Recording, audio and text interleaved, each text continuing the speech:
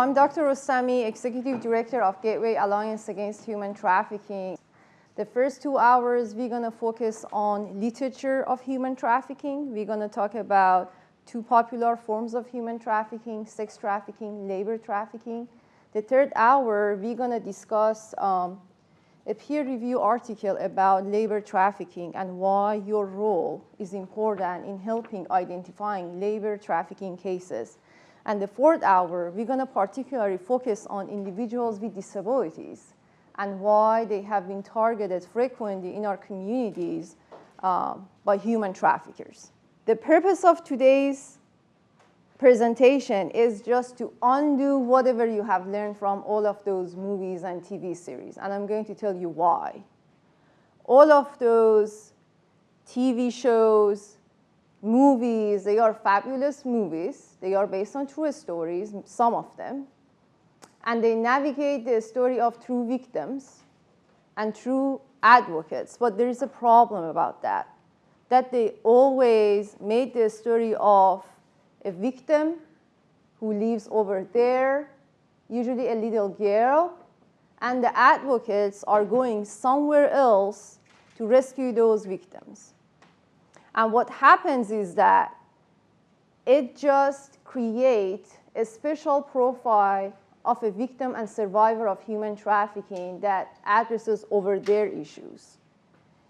It creates a gap in our society and community for service providers such as you, to school teachers, school resource officers, ER staff, everyone that they do not know how to identify human trafficking at home in our local communities. Now, next question is that why do you think it is important for you, considering your role as a first responder, to learn about human trafficking? You are with people during like vulnerable moments. Okay. So they're more likely to maybe show signs. That's a great point. Yes. We're also like stepping into people's homes often. That's a fabulous point. You're going to be in positions that no one else could ever be. And you may be the only hope that that victim and survivor has to be rescued, because you are in a position that people usually trust you. Sometimes people trust you more than they trust law enforcement because of their uniforms. What about the airports? Did you know that we have about 12 airports in St. Louis area that people only know about Lambert International Airport, like one in Chesterfield, that it is used privately. All of those airports also are a potential destination that they could use them for transportation and bringing in victims and survivors of human trafficking. With that being said, all of those points are correct, and let me just share you an example that happened a couple of years ago in St. Charles County. So a couple of years ago, firefighters in St. Charles County out in Wentzville responded to an accident, and they all went to the scene. It was a van, driver, person next to the driver, and about 7 individuals in the back of the van. The accident was very severe. They had to literally just broke the door and everything to move the bodies out.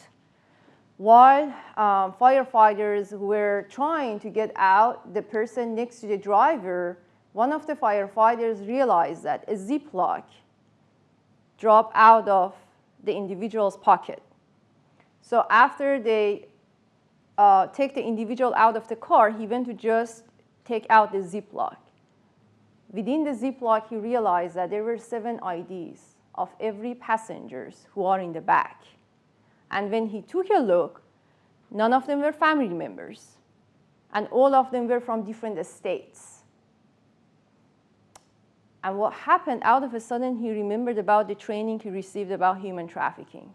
And he went to his buddy, who was his supervisor, and said, I think we're going to need to call the number. Look at this. I think we have a human trafficking case. So they called the number, the local number, FBI in St. Louis, that they also oversee human trafficking cases. They showed up at the scene, and it was a human trafficking case. And traffickers were transporting victims from another state while passing through our area. And if it wasn't because only of that 1 hour human trafficking awareness that firefighter received, they were not able to identify those victims. And this is an example of some years ago. Since then, we have had identified so many other cases of human trafficking, whether traffickers used our area as a destination, meaning bringing the victims from other places to here to exploit them, or just use our area, as your friend mentioned, because of the national highways we have, just passing through area because we are a hub. Remember, about a couple of decades ago, more than a couple of decades ago, St. Louis area was one of the main big cities in the United States. It was number 3, if I learned the US history correctly, after New York and Philadelphia. So from that time, they have developed so many great transportation avenues and ways within the area. Because of where we are now, because of the development of the area, maybe even many of our young generations are not aware of those. However, those organized criminals that are aware of the ways that they can use those ways for the transportation still are using those, including, as I mentioned, many of those smaller airports, even the river, the train stations. All of those could be used. For example, another small airport we have in Belleville area. Did you know even in that airport, the free parking is provided? People can just park their car for as many days as they want. And to the couple of hours to the training, they can just buy tickets, just cash. And no one gonna just ask them questions. Even they don't have that kind of checking points that we see in the Lambert Airport. And then what is very interesting that there are planes just flying out to Florida, so many other areas that we will learn. They have been used for tourism trafficking.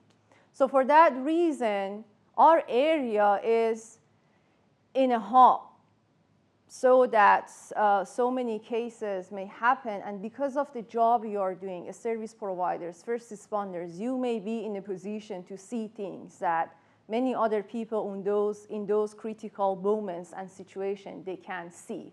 So that's why it's very important for you to know what is actually human trafficking in our community, what to look for, and then what is the number or who you can contact if you are suspicious about some trafficking situation. So throughout the presentation, there are some terminology that I want you to be familiar with. So we have traffickers, who are the criminals, who are in charge of the trafficking operation. We have victim, who's a person that actively being exploited by human traffickers in this situation. And survivor, who's a person who used to be a victim, now is a survivor. Now, why are we using these two terminology? For two reasons. Number one, when we mention a victim is an individual who is in the trafficking situation, or we are mentioning the duration of the time the individual was within the trafficking situation. When they are out of it, they are survivors. Now, unfortunately, in the legal system, when we are prosecuting cases of human trafficking, the terminology survivor doesn't have the value, because when we do the flashbacks, providing evidence and everything, we are mentioning the situation the individual was a victim.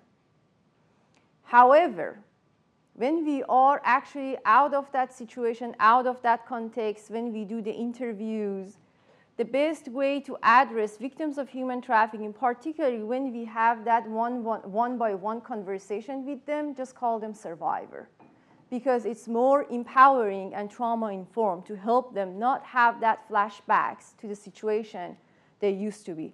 And also the terminology minor, you're gonna hear a lot, it's an individual under the age of 18. So there are some facts about human trafficking that many call human trafficking as a form of modern-day slavery. So in our field, anti-human trafficking world, there is an argument about that.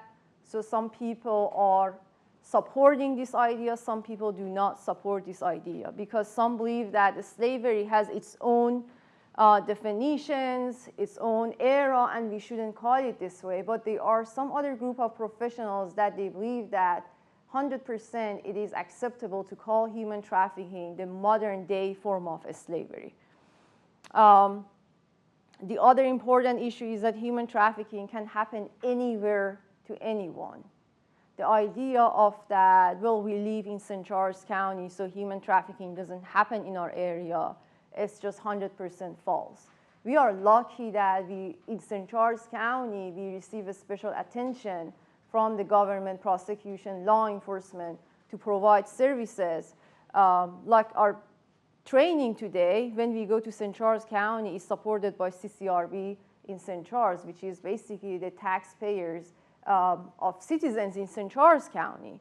A couple of years ago, the only human trafficking case in the state of Missouri who went to the trial was prosecuted in St. Charles County. So we have a good support in St. Charles County to protect children and families, which is great. Not everyone in our area have that support, but it's another evidence to show you that human trafficking also happens here.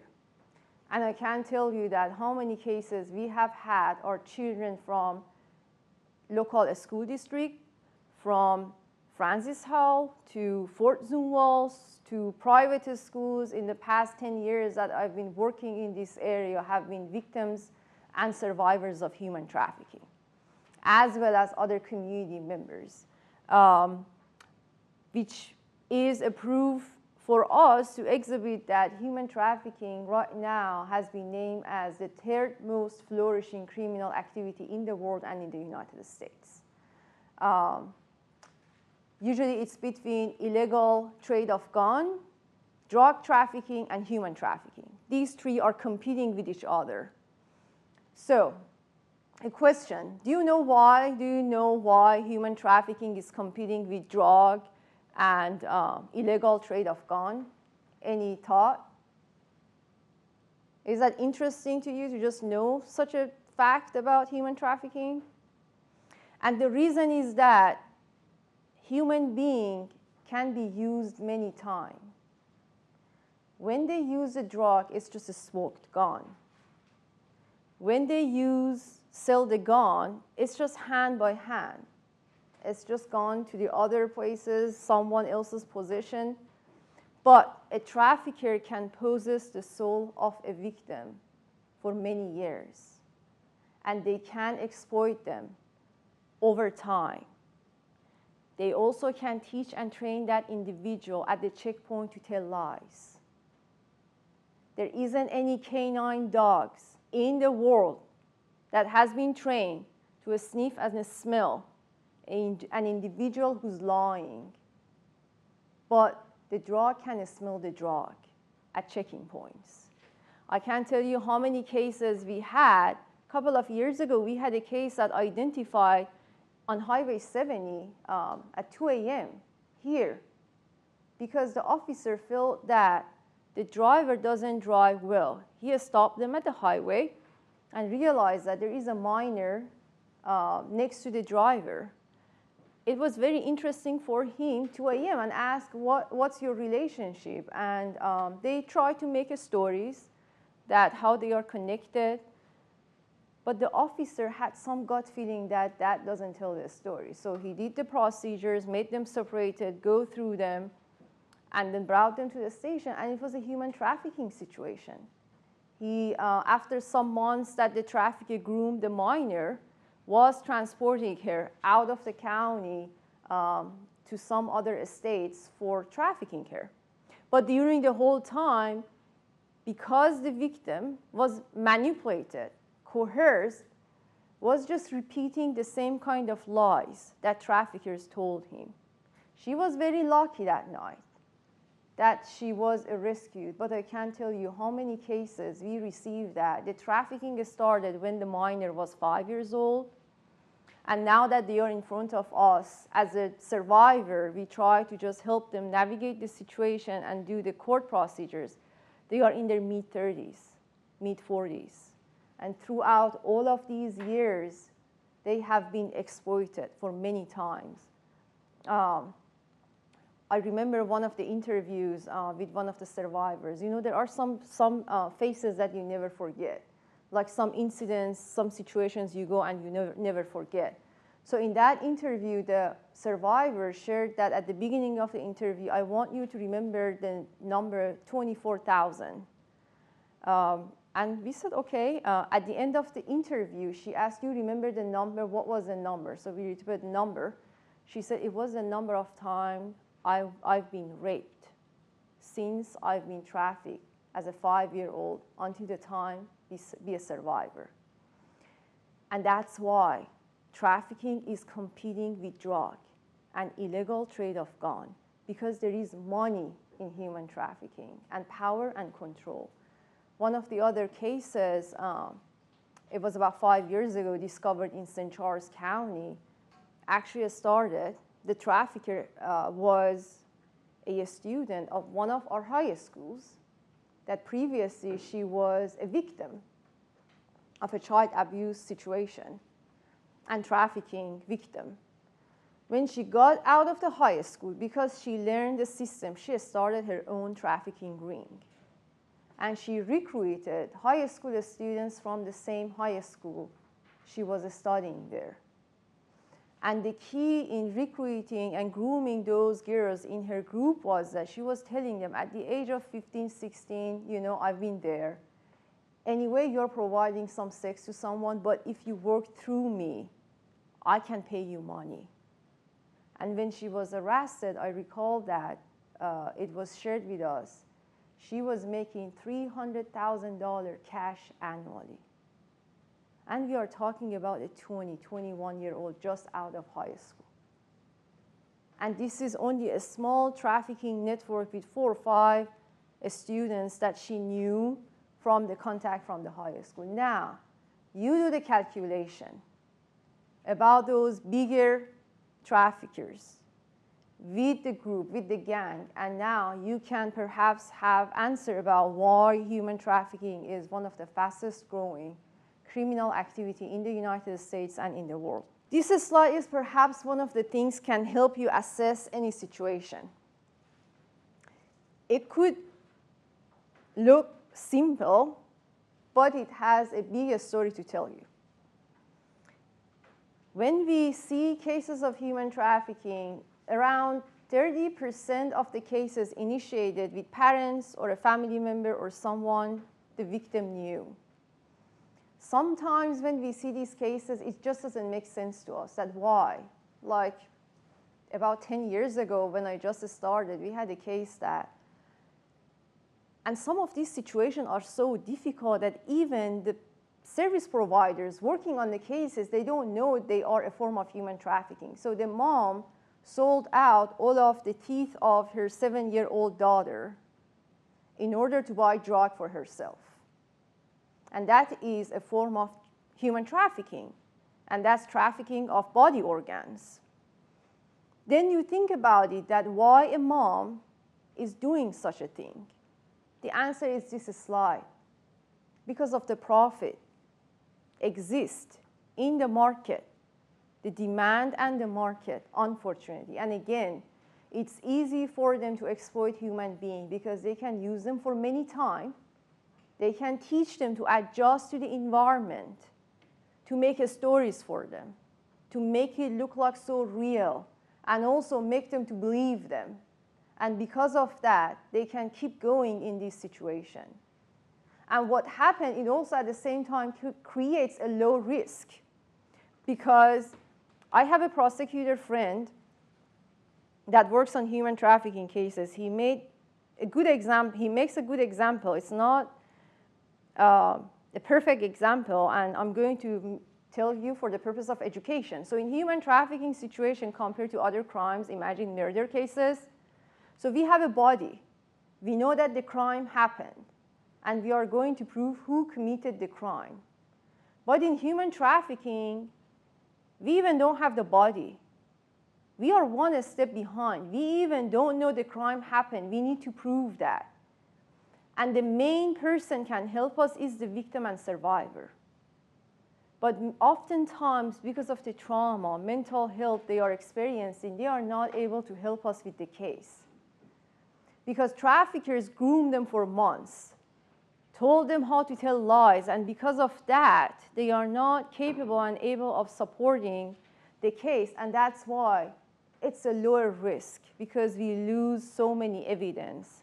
And that's why the number of prosecuting cases of human trafficking is low, because we just simply do not have, oftentimes, the evidence to just process the case as human trafficking.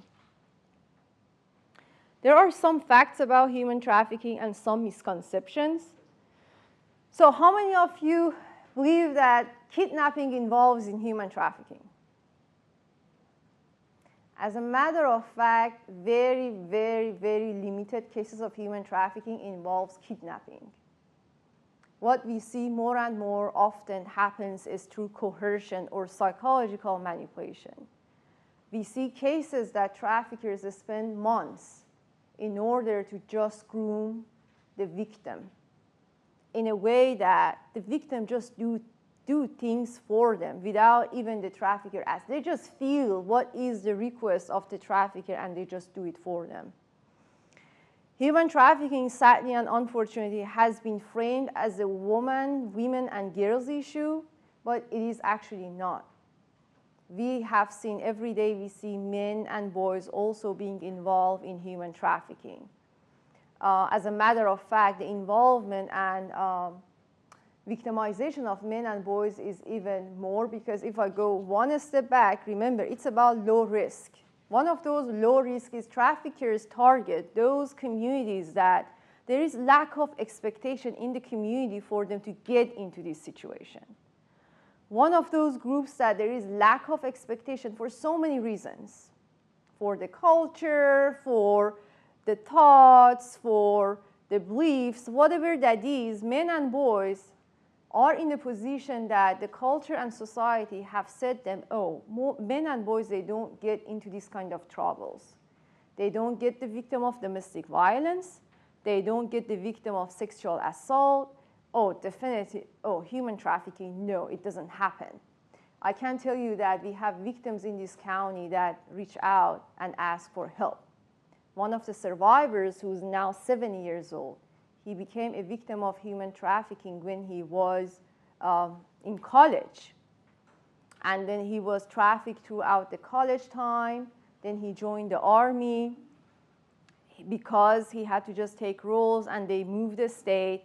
He was out of it for a while, and unfortunately, traffickers found him again. And again, at mid-ages, he became a victim again. And then because at the time he had families, he had children, he just didn't want to say anything, or he thought that he didn't have any options. So because his family he didn't want his family to know anything, so he kept just going and going and going with the exploitation and everything traffickers asked him. Again, because there is lack of expectation for those populations to become victims. Also, another problem is that people think traffickers just target victims randomly. That doesn't happen. One of the differences between human trafficking and other forms of abuse is that traffickers invest in time and money in order to groom their victims. They spend months to make a relationship between that victim and themselves. It could be any kind of relationship, which I'm going to share a couple of cases with you, but the fact that that doesn't happen in a way that victims know them, it's basically false. Traffickers for sure target those people they already groomed and they know them. And also, by now you know that the idea that human trafficking doesn't happen in the US, it's just simply false. And human trafficking necessarily does not include sexual activities or prostitution. That's the other thing we are hearing. Oftentimes, people think human trafficking human trafficking equals sex trafficking, and then sex trafficking equals prostitution. No, just erase all of those kind of information, because human trafficking is beyond sex trafficking. We have other forms of human trafficking, including labor trafficking, organ trafficking, tourism trafficking, children soldiers, and so many other forms.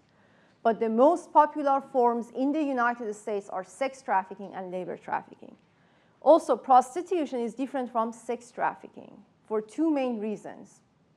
Number one, a prostitute is an individual that knowingly, willingly, they want to do those activities. Number two, they also receive the financial transaction and benefit of the service. However, a victim of sex trafficking, number one, there is a lack of consent. They don't want to engage in these activities. Number two, they don't receive the financial transaction, whether this is money, food, clothes, shelter. These are the traffickers are receiving those transactions. So these pictures exhibit some different forms of human trafficking. So we have sexual exploitation, forced labor, the bondage, domestic servitude, forced marriage, child soldiers, forced begging, organ removal. We have some of them in the United States, organ trafficking or organ removal. We have seen that in some states such as Florida, New York. That could be something at some point because of the work you are doing. You may face that. And unfortunately, that number also could be something we need to watch for because internationally we have seen that the demand for body organ has increased. And when that happens in some places, after a while, it's been seen in other places more often. So there is something in the United States that the donating of the body organs doesn't happen in the way that happens in so many countries. So I believe that that could be positive because people just can't, expect to be reached out to donate their body organs.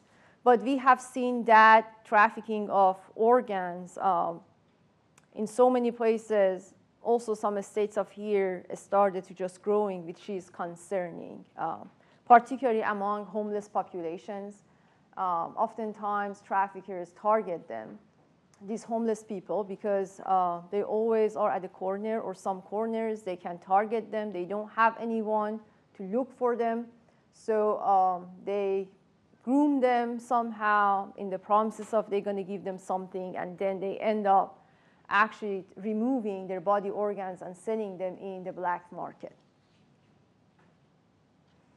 So the most common forms of human trafficking in the United States are sex trafficking and labor trafficking. So throughout the next couple of hours, we're going to focus on these two forms. Of course, that we are going to learn through different strategies. We have some articles to review, but the purpose is to help you identify sex trafficking and labor trafficking the way we have them in our local communities. Some numbers for you.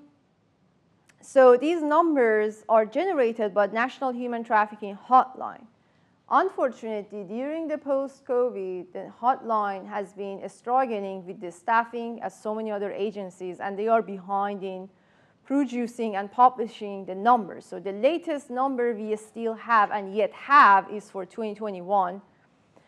As you see, 92% of the cases of human trafficking in 2021, I can tell you that the cases were about 1,400 cases at that fiscal year, where for sex trafficking, 6%, labor trafficking, and 2% had involved both sex trafficking and labor trafficking. Now, does this number represent the reality of human trafficking in our state? No, absolutely not.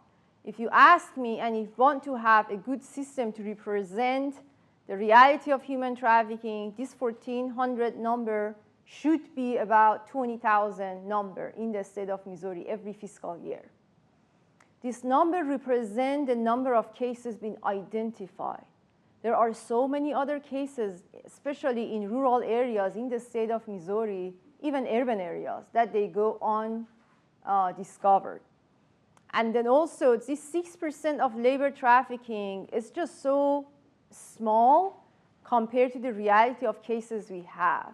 And when we get to the labor trafficking part, I'm going to share with you some challenges exist in the United States in identifying labor trafficking cases. And also, particularly in that article, you're going to learn about how your role as an EMS professional can help us identify more labor trafficking cases. So human trafficking basically is the exploitation of vulnerable people for the purpose of commercial sex acts or labor servitude. Now, this is not the definition I provide for law enforcement or prosecutors. It's a summary of the law, but I'm going to just tell you what the law is. In order to identify a human trafficking situation and call it human trafficking, we need three main elements according to the law. First element is acts of human trafficking, and then second element is the means of human trafficking, and then third is the purpose of human trafficking. And these three steps are written in the law. But unfortunately, in reality, they don't happen that fast. Average case of human trafficking from identification to prosecution gonna last about 2.5 years in our local areas, if you are lucky. We have still some cases that are pending for 7-8 years. And that's because it is so difficult to prosecute human trafficking cases, and also before that, even identify cases. So with that being said, I'm just going to tell you the law from acts to the purpose. So human trafficking, based on the law is named Victim Protection Act of 2000, meaning that before the year 2000, we even didn't have any legal standards to just go after human traffickers.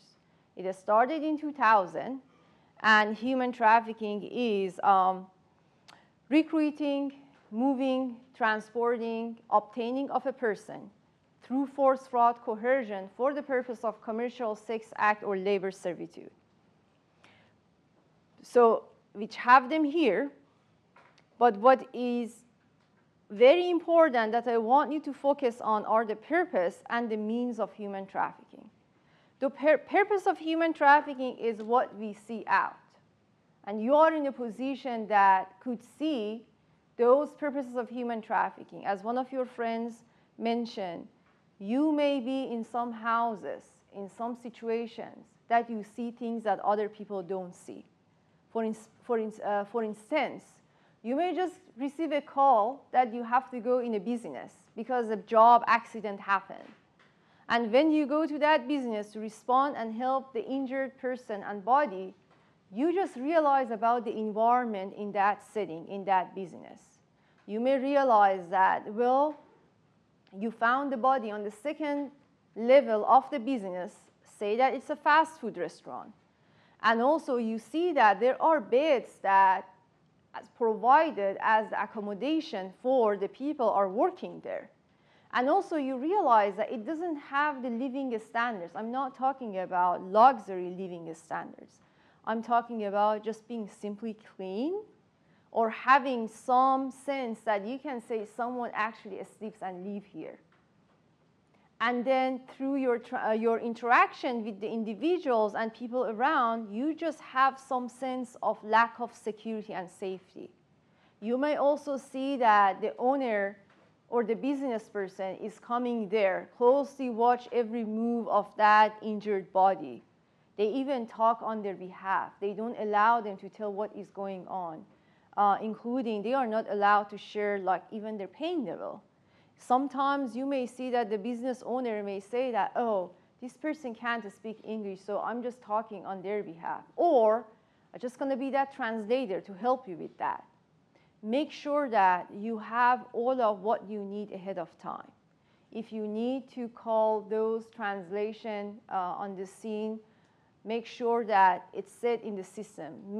Oftentimes these days, because of these issues, healthcare settings have access to those translations to just call them and bring someone on the line. Make sure that you separate them from each other so that that person is not there, so that the individual who's injured is able to just share the information with you. I want to tell you the story of Samantha.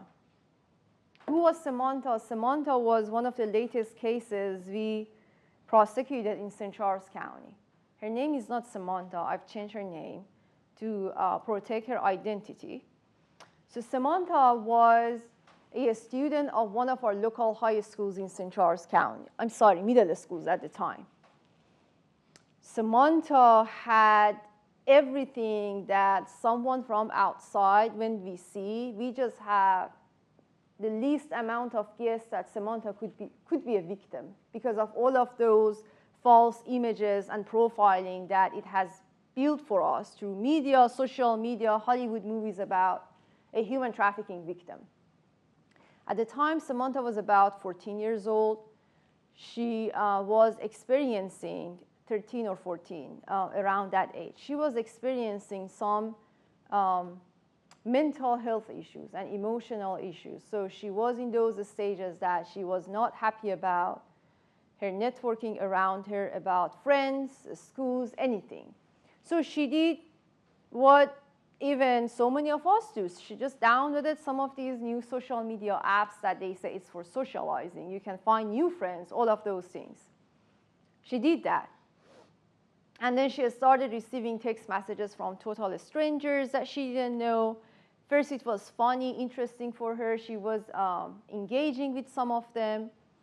And then after a while, she received a text message from someone that she really felt that she was very interested to follow up.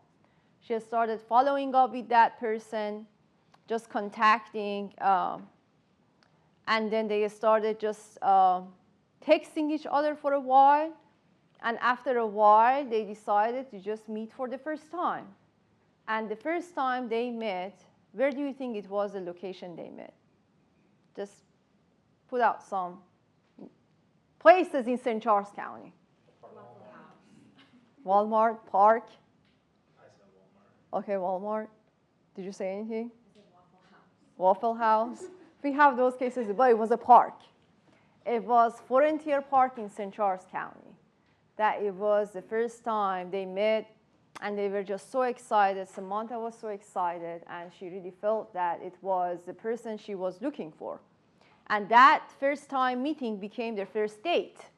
And after that, they decided to just, rather than just texting, they just see each other often. I'm not sure about Waffle House, but I know that they have been going to some local restaurants after the school hours, going to mall for shopping and all of those great things that Samantha was excited about. You know, being out of that situation, you think about that, well, she already had all of those things. She was from a wealthy family. She was going out to restaurants. She was going to malls, to shoppings, outdoor activities, everything. But what is important that glued Samantha to this new friend is exactly what you see here. And in Samantha's case was coercion. Coercion is psychological manipulation. It's something that the trafficker invests time and money. Time, texting, 3 months, every day, every night. Money was taking Samantha out, malls, buying stuff for her, dinner, lunch. This is what he was doing. And it was about 3 to 4 months, it was the behavior. And then after that, out of a sudden, Samantha was skipping some of the classes. And that was when the school, the teachers started notifying the parents that we don't know what is going on. Recently we have seen some changes in her behavior. Just wanted to let you know that she didn't show up at schools. Do you know where she was? All of those conversations. Samantha's mom and parents, they were really good. They were trying to just see what was going on, but Samantha was not just sharing anything. While they were in this process of figuring out why she's missing some classes, where does she go, they realized that one morning that she was just gone. She just packed all of her stuff and she was gone. And it was a time Samantha's family reported missing and filed missing case with St. Charles County Police Department. Now, remember those terminologies we talked about? The terminology minor, any individual under the age of 18 receives a special protection from the federal laws and laws to protect them. And that was the case, particularly that in the reporting an investigation, mom shared that recently Samantha was active online a lot, and also she has a new boyfriend. So then St. Charles County Police Department, we have Internet Crimes Against Children and also Human Trafficking Task Force, which covers 49 counties in the eastern Missouri that we are a member of that. They come in the scene and start a special operation to find Samantha. And the first thing is that for those cyber experts to just go through her phone, account, ID, all of those things so that they can find her latest activities. So it took about a couple of days, and then finally they found Samantha was advertised to provide sex services in one of the motels in Hazelwood area. So then they added Hazelwood Police Department to the operation, and one of the officers in that area was responsible to make an appointment through the ads, through the website with Samantha. So he did that. He was, so of course that the undercover people were in the parking and different rooms over there. So the officer who made the appointment was in the room. Samantha comes in, and then she's very smart. She has been a very smart individual. She realized that there is something wrong with this particular appointment compared to all of those appointments she was making. And by the time, it was about 2 weeks that she was out and she was making these appointments. So from the moment Samantha shuts down, she doesn't say anything. She does not collaborate at all, where she was, who she was with, what she was doing. But the first part of the mission was accomplished, and it was to rescue Samantha, particularly a minor under the age of 18. They transported her to the station. Family came, took her home, and they started the initial search, and they started with the room. So Samantha and her case was one of the shortest and best, luckiest cases we could have, because in the initial search, officers found a credit card under the bed. And under the credit card had the name Tipton. And then it was a key for us because in the initial reporting, mom shared with us that the name of her boyfriend was Tipton. So from that moment, we even didn't need Samantha tells us anything. So they subpoenaed the credit card, Yahoo, Google, and everything. All of those papers and everything we received from the credit card, Yahoo, Google, everything helped us to prove Tipton was the person recruited Samantha. Tipton was the person booked rooms in different hotels, because later we also learned that Samantha was sold in a hotel in Lake St. Louis area, in another motel in St. Charles City, and another hotel in St. Louis City area. So the email, when we subpoenaed Yahoo and Google, we were able to prove that Tipton was the person who actually used his account to book all of those rooms, and also was the person recruited the transportation to transport Samantha to other places. And he was the person provided Samantha to all of those buyers who were making appointments and buying them.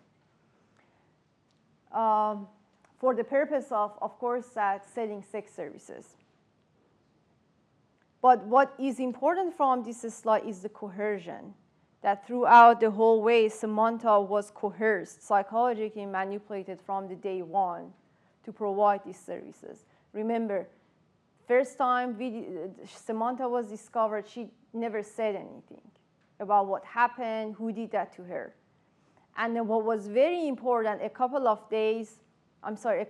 year or a year and a half after that, it was beginning of 2021, victim service advocate at the prosecuting attorney shared that she learned Samantha started writing love letters to Tipton in the jail.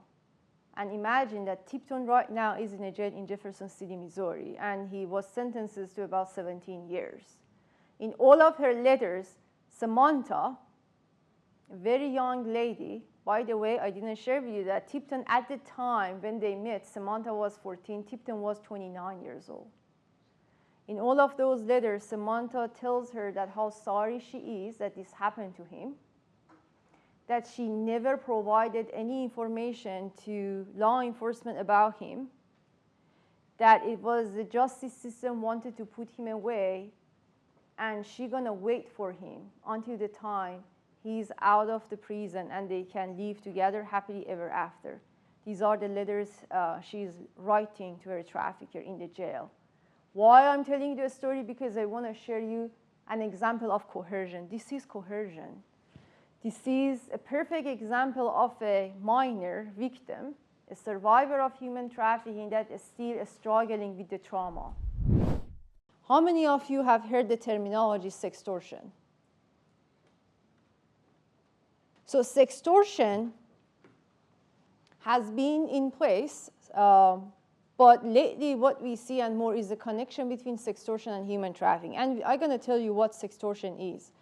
Sextortion happens when someone reaches out to someone that perhaps they even thought that they were friends, and they request them to share nude or sexual images or videos of themselves to that particular individual. Because what happens is that then that individual used those images to blackmail those people.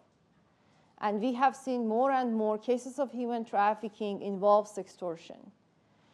And remember, traffickers usually, what they do, they groom the victim.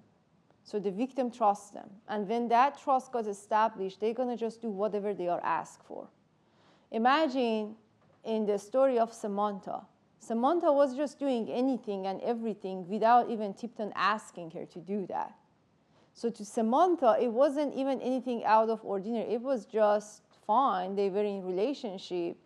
He was her boyfriend, so she just felt that that was okay to do that. Well, it didn't happen in that story. I'm just using it as an example.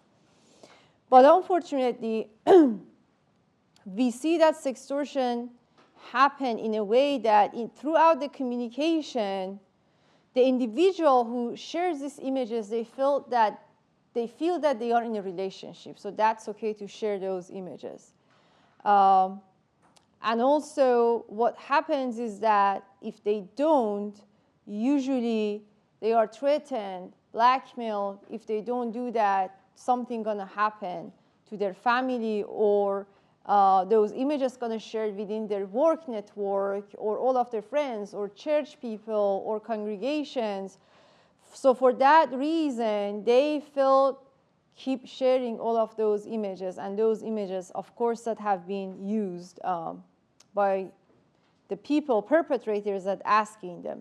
In the human trafficking version of that, what happens, this becomes a pattern of human trafficker for the purpose of having what we call that a guarantee, so that they have something from the victim and tell them, if you don't do what I'm asking you, remember those pictures, I'm gonna share them with everyone. I'm gonna share them with your family. I'm gonna share them with your schools. And that is the kind of way traffickers get sextortion involved in that. Some numbers for you, particularly for those of you who are not familiar with sextortion, just know that how common it has become in our community. So 1 in 4 survivors were aged 13 or younger when they were threatened to engage in sextortion. 2 in 3 survivors were girls threatened before the age 16.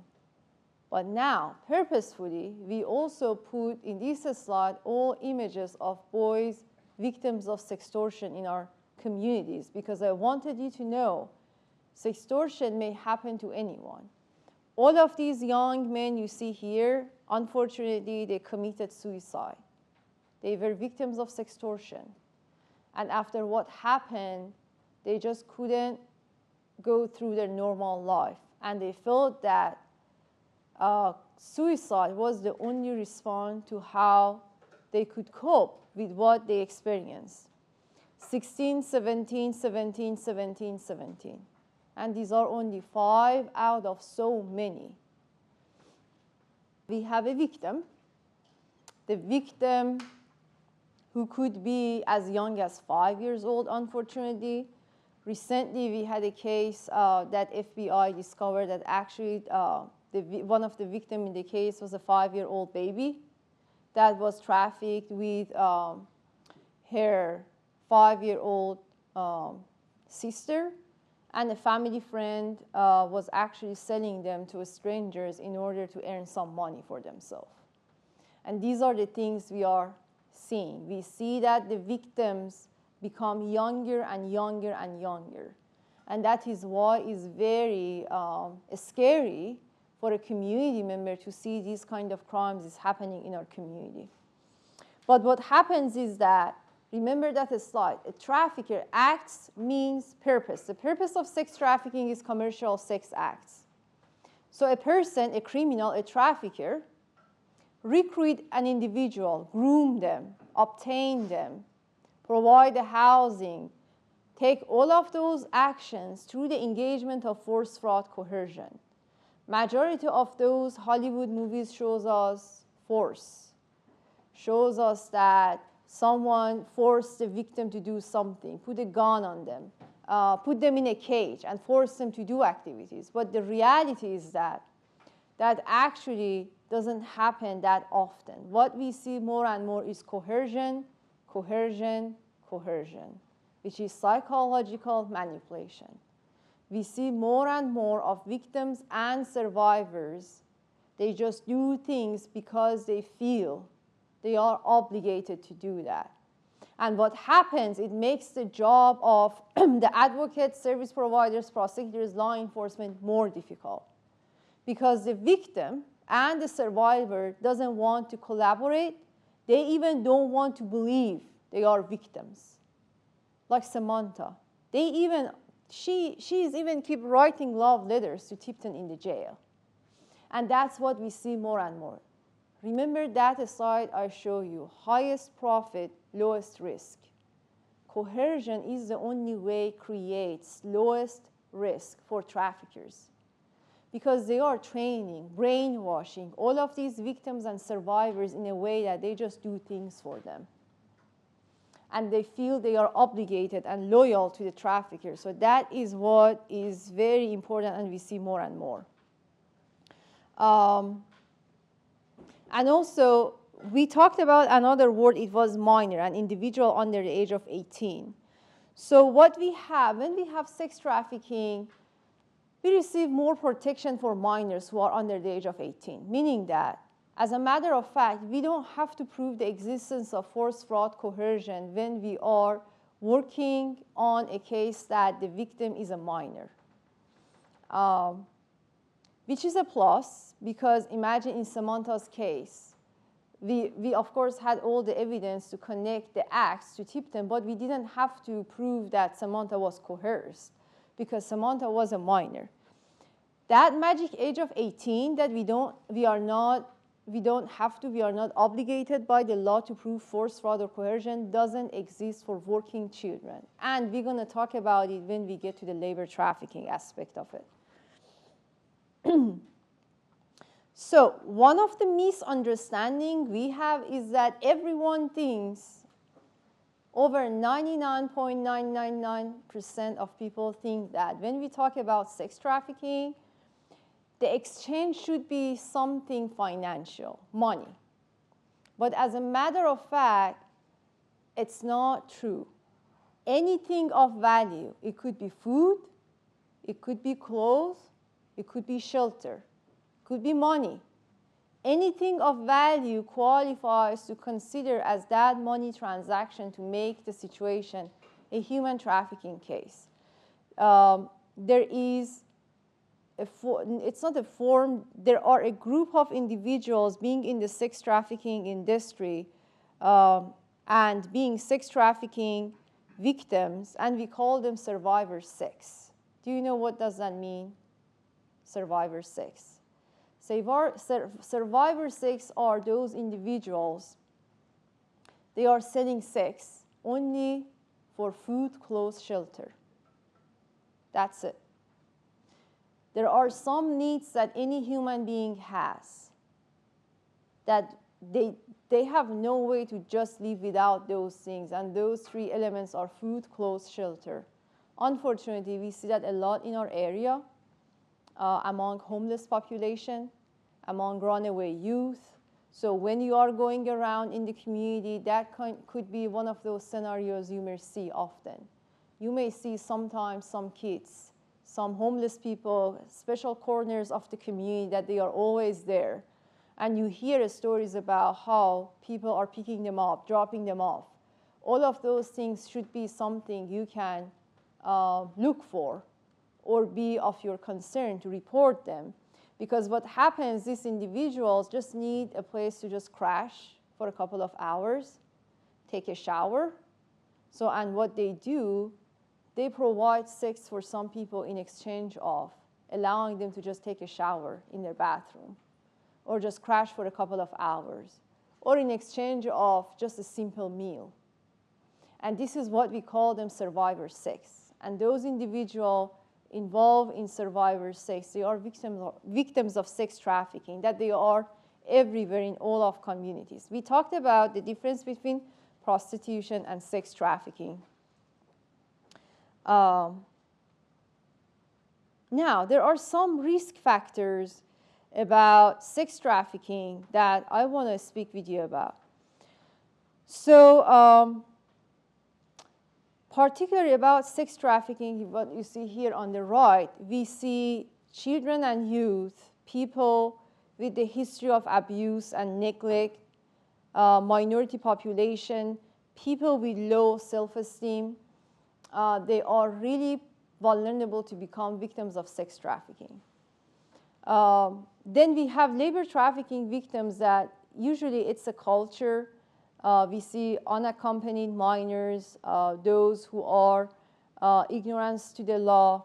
They may be victims of labor trafficking. Now, these are the things we have been hearing from the news, not the news, I'm sorry, the research and report, which needs to be frankly updated, because in our local area, what we see more and more, we see domestic work, particularly in suburban areas, post the COVID pandemic, as we see families are struggling economically more and more, we see more families have their children to work in hazard situation. And that is actually one of the things you need to look for. You may be called to some situations that there is a minor who's injured. From the injuries, extension of the injuries, that minor in this age shouldn't be in this kind of environment. Those all are some factors that could show you that this could be a human trafficking situation. We see more and more families get their children to work for them.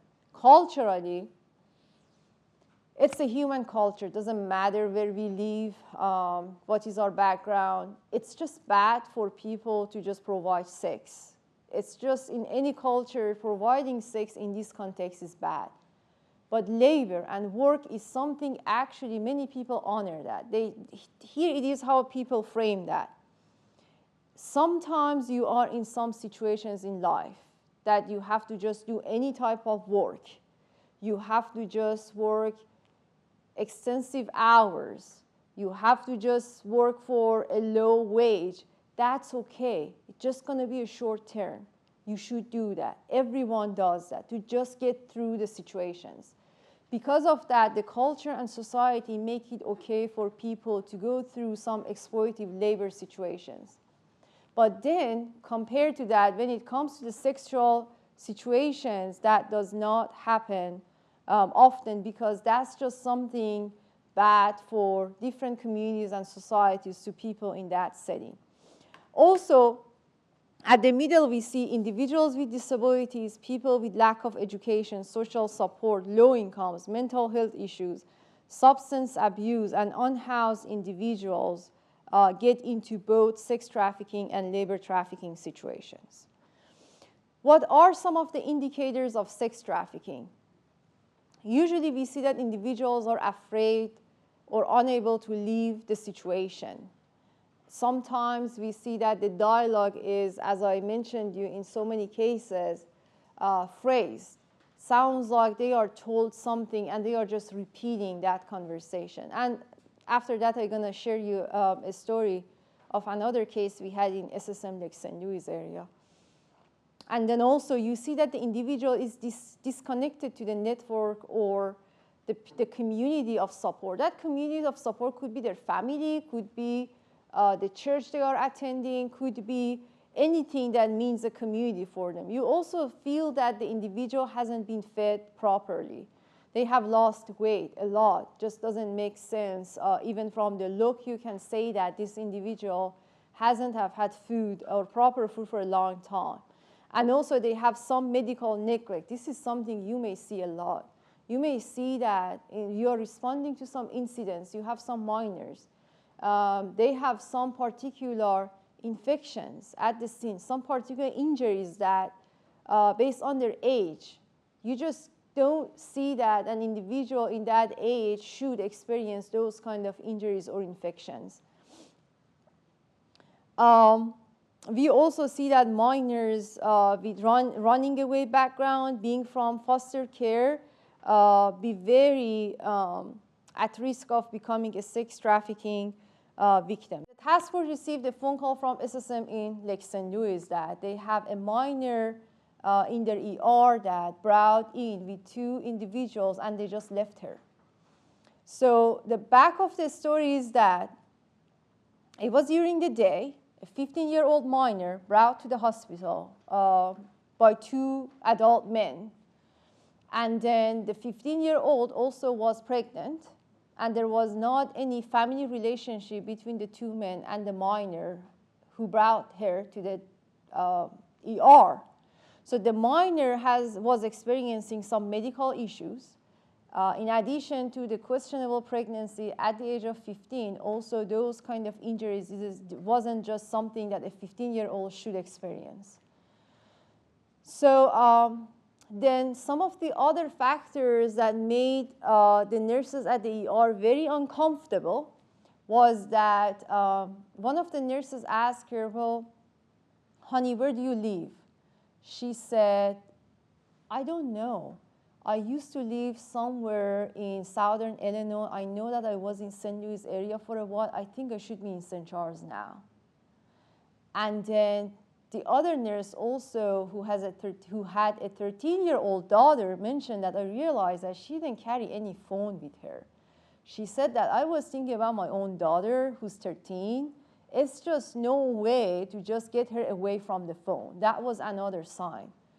So then the 2 men were watching every move of her so closely, and they were also providing some information on her behalf for the nurses. And through all of those things, of course, that by the time those nurses haven't received human trafficking training yet, they had more of sexual assault and domestic violence training. So they called in, and one of the other supervisors who received human trafficking training, he said, just call this number, this is human trafficking. And before you do that, make sure that you make separation between the individual and the 2 men. So as soon as the nurses decided to just put her in another room and not allowing the 2 men come to the hospital, they realized that surely the men were just gone. They just left the hospital, ran away. They called the number, the task force comes in, and they do some investigation, questioning about an hour, and shortly they realized that she was a victim of sex trafficking. And the situation was that small signs, like the nurse realized that she even didn't have a phone. So how many of us in that situation may think that, well, maybe she forgot the phone at home? This is what many people are going to think about that. The questioning of where do you live and providing a vague answer. How many 15-year-olds seriously do you know that they don't know where they live? And just guessing even the area they are. The expectation of that the individual will be able to provide like the full address, home number, a street number, which city, and a zip code. This is the expectation.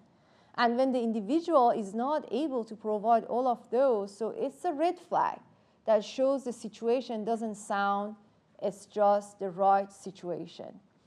And that was one of the other local cases that if it wasn't because of those nurses to just go beyond rather than just saying, well, maybe she forgot the phone. Maybe they are just trying to help her because they brought her in. She was not going to be rescued as a survivor of human trafficking. And by the way, later we realized that her pregnancy was also a result of her being a victim of trafficking, unfortunately. So let's just review this scenario and just have some guesses. So what do you think? Is it a sex trafficking situation or is not?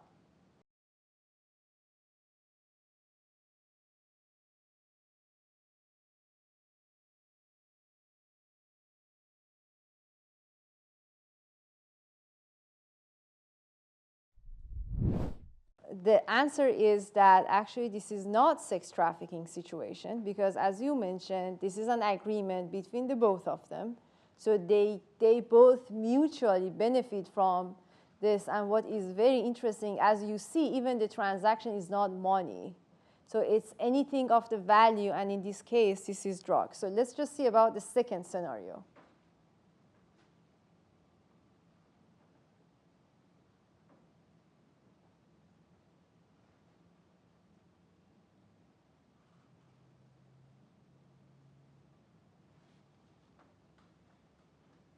So remember that we have the magic age of 18. Any individual under the age of 18 is not capable of providing consent to sexual activities. So they are victims of sex trafficking, period. Definition by the law. Even if they say they wanted to do that, the law considers that they are not capable of providing that consent. Okay, so these are some images of the human traffickers we have had. Just wanted to make sure that you see that human traffickers are not those aliens from another planet. They also are members of the same community. People who live in the same community, they go to the same grocery stores, they go to the same malls, same schools. They also could be human traffickers.